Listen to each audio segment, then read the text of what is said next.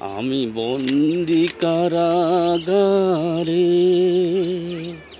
আছি গমা বিপদে,